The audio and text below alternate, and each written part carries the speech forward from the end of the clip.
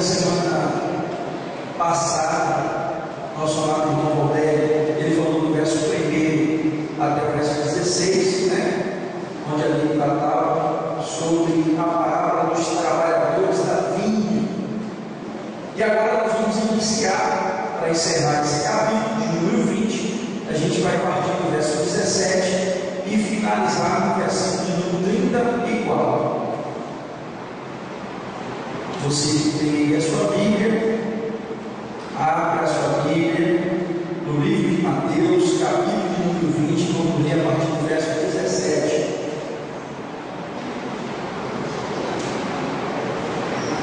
Amém?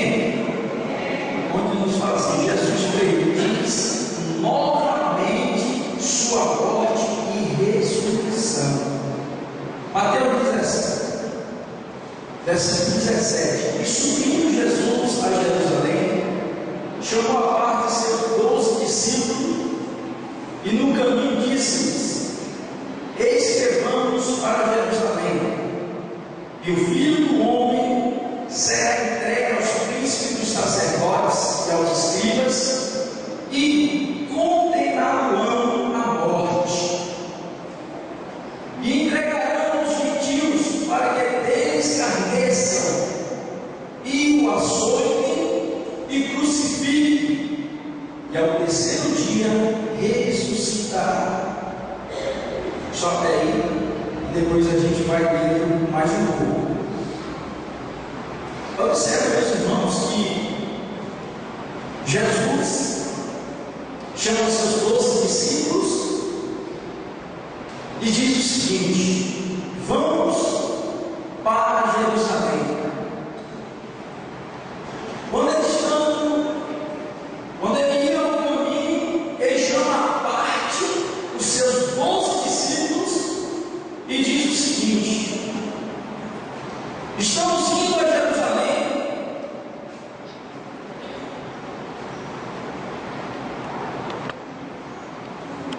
Louvado seja o nome do Senhor. Estamos indo para Jerusalém, e o Filho do Homem será entregue à morte. Observe, meus irmãos, que quando o Senhor Jesus ele diz essas palavras aos seus discípulos, percebe-se que os discípulos não dão assim tanto valor naquelas palavras do Senhor Jesus, porque ele chama a parte e diz no caminho: eis que vamos para Jerusalém, e Jesus disse que o Filho do Homem será entregue aos príncipes dos sacerdotes e aos escribas, e condená-lo à morte. Observando aqui, até parece que Jesus está falando de uma terceira pessoa, né? Porque ele está caminhando com os seus discípulos e diz o seguinte: o Filho do Homem será entregue aos principais, aos sacerdotes e aos escribas, e eles vão condená-lo à morte. Porém, a gente observa que não tem nenhuma reação dos discípulos. Os discípulos talvez imaginam que o Senhor Jesus está falando de uma outra pessoa. Olha, eu estou indo para Jerusalém para ser morto numa cruz. Eu serei entregue aos principais dos sacerdotes. Eles vão me condenar à morte. Depois eles vão me entregar aos príncipes dos gentios. Eles vão me açoitar. Eles vão me crucificar. Eles vão escarnecer de mim. Interessante que, partindo do versículo de número 20, nos fala assim: então se aproximou dele a mãe dos 2 filhos de Zebedeu com seus filhos, adorando e fazendo pedido. E disse ele: que queres? E ela respondeu: dize que estes meus 2 filhos se assentam um à tua direita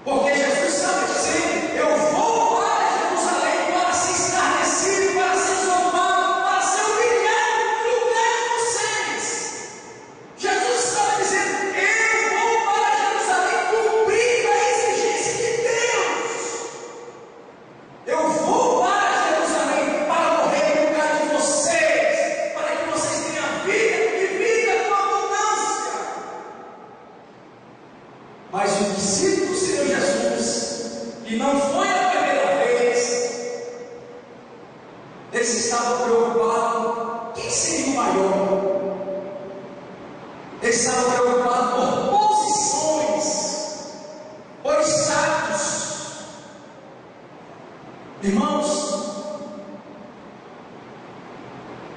o nosso Senhor e Salvador Jesus Cristo, quando Ele veio a este mundo, sendo Deus, poderoso em poder, poderoso em ação, poderoso para fazer milagres, Ele veio para morrer no meio do teu lugar. Às vezes nós não paramos para refletir sobre isso. O que Jesus fez no meio do teu lugar? Ele morreu por mim e por você. Louvado seja o nome do Senhor. E às vezes a gente está preocupado por posições, por lugares altos, por nos apresentar diante do povo, quando Jesus Cristo está dizendo: eu vou para Jerusalém para morrer no lugar de vocês. Vocês têm uma dívida impagável para com o Pai. Essa dívida vocês não podem pagar. O Pai exigiu um preço muito alto, e eu vou cumprir essa exigência que o Pai exigiu de vocês. Eu vou morrer no lugar de vocês. Porém, o texto diz o seguinte, que Salomé diz: eu quero que meus dois filhinhos queridos se assentem lá no teu reino, um à tua direita, o outro à tua esquerda. Ela não entendia, mas Jesus logo deu a resposta para eles, dizendo o seguinte: vocês não sabem o que estão pedindo, vocês não têm ideia do que vocês estão pedindo. E Jesus diz o seguinte: vocês são capazes de beber o cálice que eu hei de beber?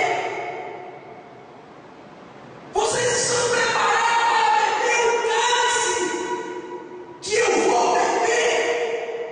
Louvado seja o nome do Senhor. O cálice da humilhação, um cálice amargo.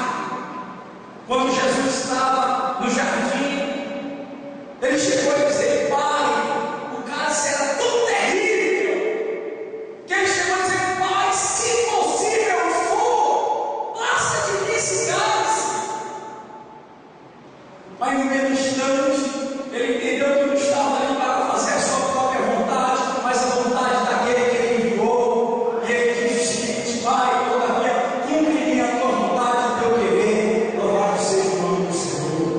Jesus, irmãos, estava consciente da sua missão.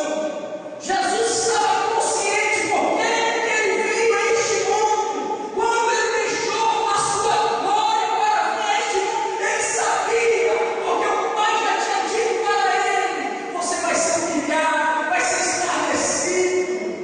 Mas mesmo assim, Ele olhou para nós e disse: eu vou me entregar no lugar deles, Pai. Eu vou comprar o Senhor povos, línguas, nações para o teu reino. Louvado seja o nome do Senhor. Jesus estava disposto a pagar este preço tão alto, preço que foi exigido por Deus, o sacrifício de um inocente para ser morto na cruz. No entanto, os discípulos do Senhor Jesus ainda estavam vivendo na carne. Os discípulos do Senhor Jesus ainda não estavam compreendendo o ministério de Cristo, por que Ele veio. Na igreja, muitas das vezes, acontece isso. Pessoas que não querem mais ser servos, pessoas que não querem mais se humilhar debaixo da potente mão de Deus. Existe até igreja por aí que os pastores dizem: a minha igreja, como se fosse esse que tivesse morrido no lugar deste povo. Louvado seja o nome do Senhor. Mas esta igreja e todas as igrejas que tem por aí é de Jesus Cristo.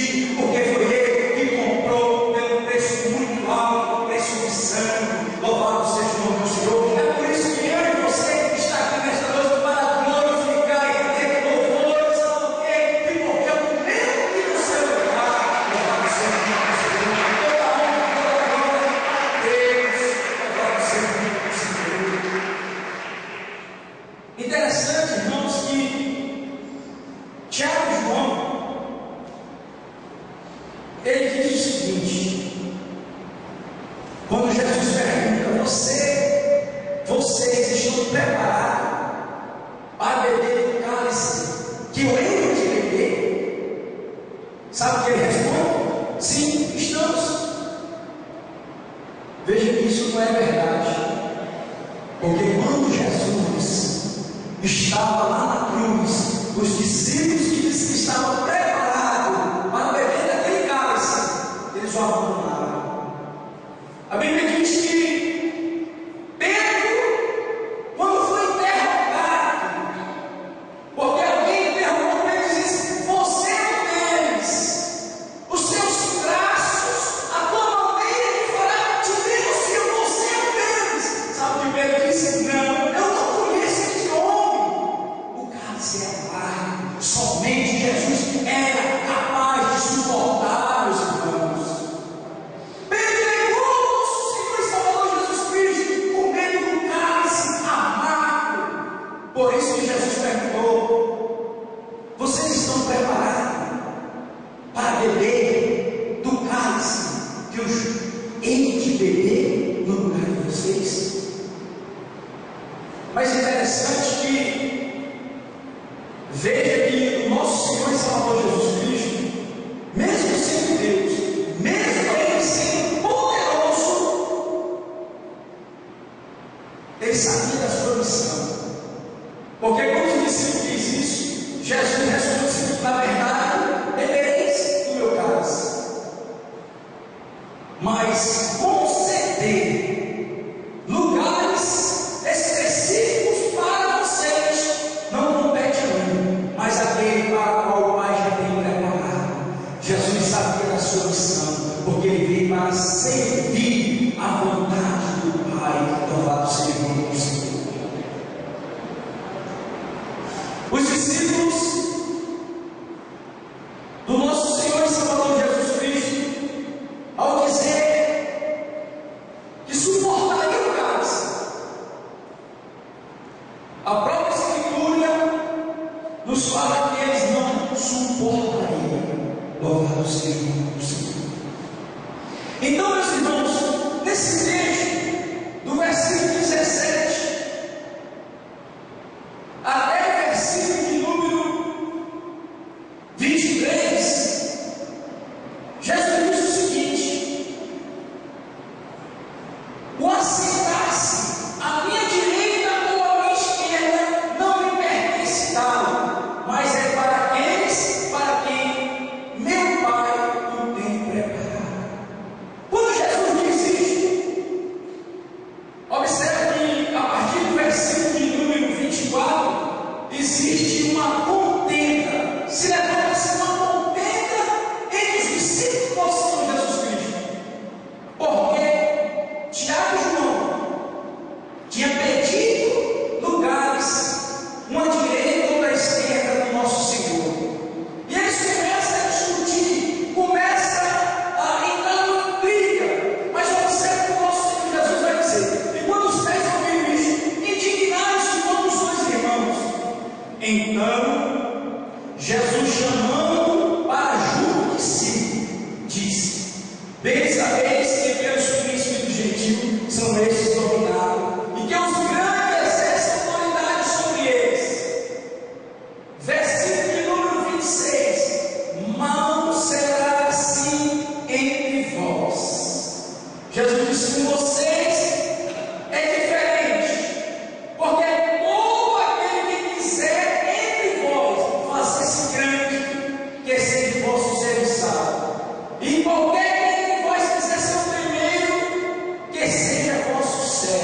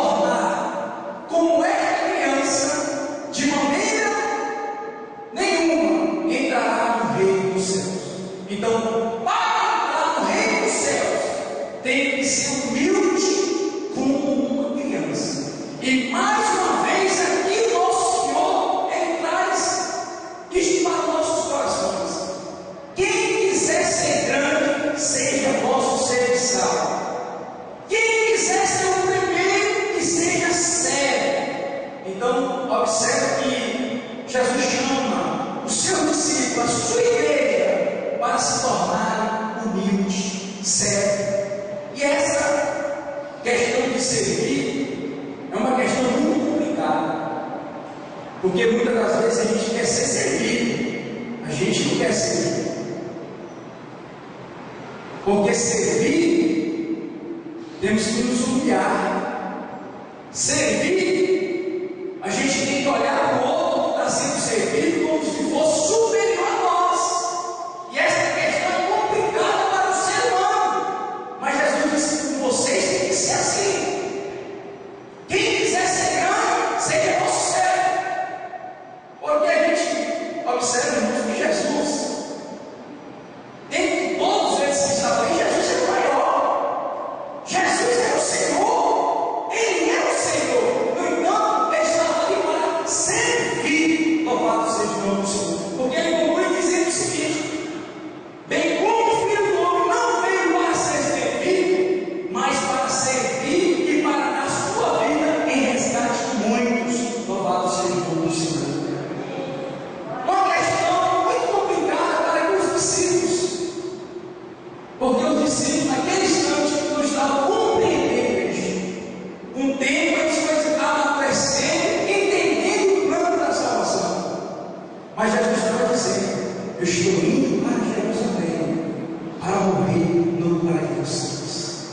Isaías quer dizer que o castigo que nos traz a paz estava sobre Cristo. Louvado seja o nome do Senhor. Foi lá na cruz que Cristo deu praga da nossa vitória. Louvado seja o nome do Senhor. Quando ele disse: Pai, está consumado, nas tuas mãos entrego o meu espírito. Foi aí onde nasceu uma igreja vitoriosa, quando Jesus Cristo bradou na cruz do Calvário, dizendo: agora da parte direita, vocês estão libertos do pecado, da opressão maligna. A exigência que Deus exigiu em nós cristãos. Jesus disse: agora eu paguei, vocês são livres. A igreja nesta noite é livre para glorificar e exaltar o nome do Senhor.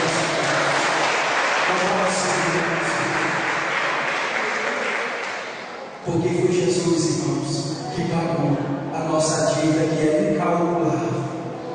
A nossa dívida era muito grande, o nosso destino era ir direto para o inferno, mas Jesus mudou o nosso pago. Jesus transformou, irmãos, aquilo que era de ruim para nós. Jesus, na cruz do Calvário, ele nos deu o direito de ter vida e vida em abundância. Louvado seja o nome do Senhor. E esse mesmo Jesus que morreu há mais de 2000 anos atrás está aqui no nosso meio, dizendo: eu sou o mesmo, ontem, hoje e serei eternamente. Louvado seja o nome do Senhor. Glória a Deus. Muito bem. Passando, Jesus sai, indo em direção a Jerusalém.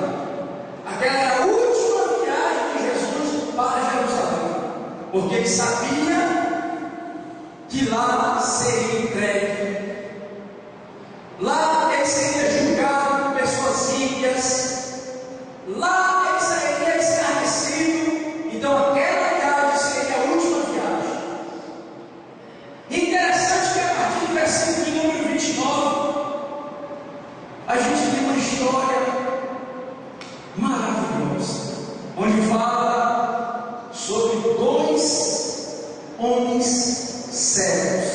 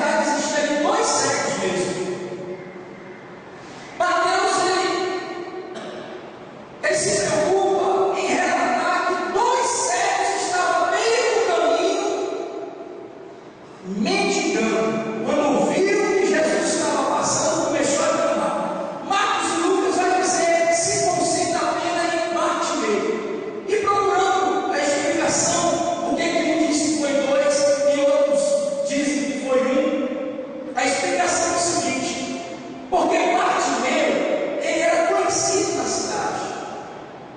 A Bíblia chega a relatar o nome do seu pai, Timeu.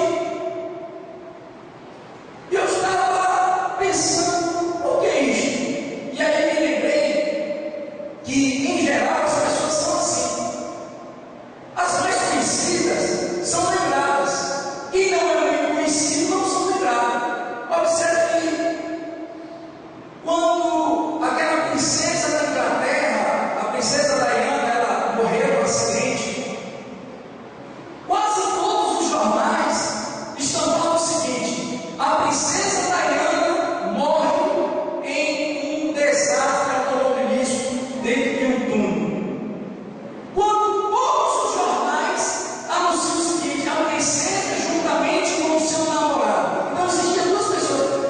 Primeiro, que as pessoas lembram das mais conhecidas. Foi por isso que o evangelista Marcos e Lucas, eles apenas se concentrou no personagem chamado Bartimeu. Então ele se preocupou em relatar que Bartimeu, filho de Timeu, porque era conhecido naquela cidade, ele estava à beira do caminho, mas na realidade existia dois cegos. E Mateus aqui, no seu capítulo número 20, versículo 29, ele se concentra nos dois cegos mendigando à beira do caminho. Mas o que me chama a atenção é o seguinte: aquela era a última viagem de Jesus para Jerusalém. Jesus estava indo para Jerusalém para ser crucificado. E observe que tanto Bartimeu quanto o outro cego, que nós não sabemos o nome, eles, porque o texto diz assim, eles observam o barulho de multidão de pessoas e perguntam para alguém: quem está passando? E alguém lá responde: Jesus de Nazaré. Foi apenas o que Bartimeu, juntamente com o seu colega, precisava ouvir para começar a clamar. Quando alguém diz: olha, Jesus de Nazaré está passando, ele começou a clamar: Jesus, filho de Davi, tem misericórdia de nós. Jesus, filho de Davi, tem misericórdia de nós. A Bíblia chega a dizer que alguém chega para aquele cego e diz: cala-te, cego. Ele não vai te ouvir.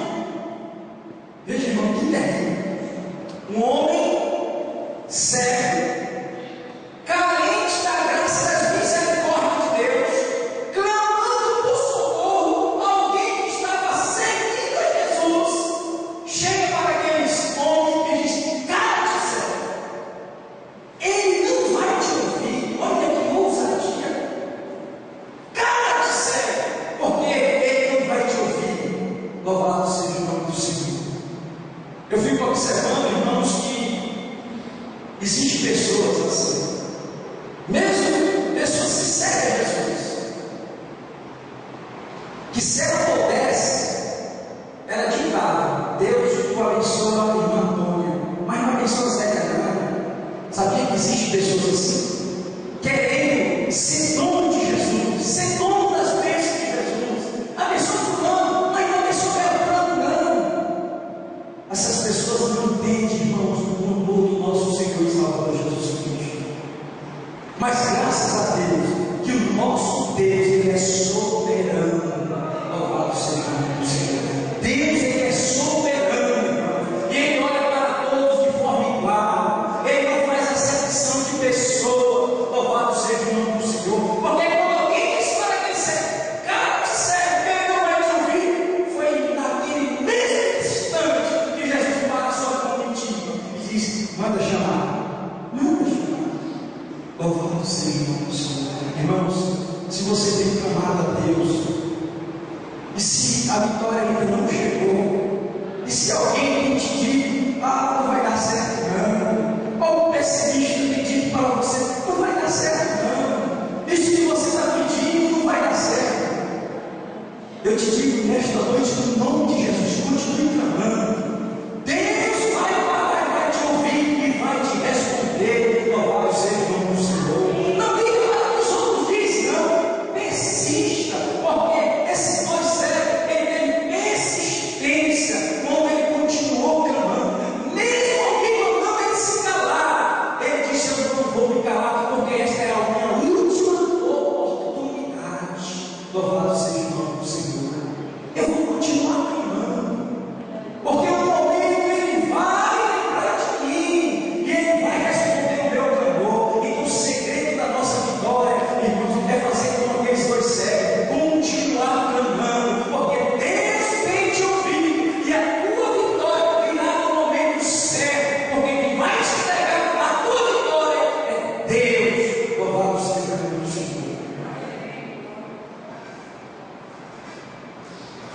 cegos continuam clamando. Jesus para a mentira.